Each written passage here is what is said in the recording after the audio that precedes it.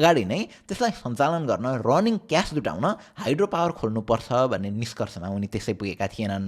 त्यो सँगसँगै पुनले Mount Everest mineral water भनेर सगरमाथाको हिउँ पगालेर आएको पानीलाई प्रोसेस गरेर ब्रान्डिङ गर्ने अनि विदेश निर्यात गर्ने भनेर पनि सोचेका थिए, जसका लागि उनले त्यति बेलाकी खानेपानी मन्त्री बिना मगरसँग पनि कुरा चलाएका थिए। तर कुरा चलाएको केही महिना पछाडि नेपाल सरकारले यसको ठेक्का विदेशी कम्पनीलाई दिन्छ। यस्ता अन्य 6-7 वटा योजनाहरू महावीर पुनसँग छन्, जसलाई यदि गर्न सक्ने हो भने आविष्कार केन्द्र सञ्चालनमा कुनै समस्या हुने थिएन।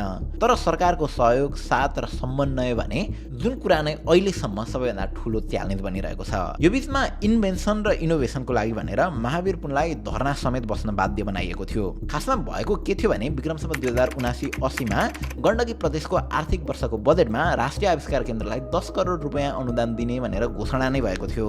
उक्त अनुदानबारे कुरा गर्न महावीर पुन गण्डकी प्रदेशका मुख्यमन्त्री कृष्णचन्द्र पोखरेल समक्ष नै पुग्छन्।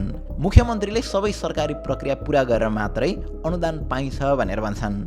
तर प्रदेश सरकारले अनुदानको कुरालाई निकै लाइटली लिन्छ अनि 2080 सालको वैशाख लाग्दासम्म पनि आविष्कार केन्द्रले त्यो अनुदान पाउँदैन। धरना बसे पछाडि बल्ल भोलिपल्ट वैशाख 8 गते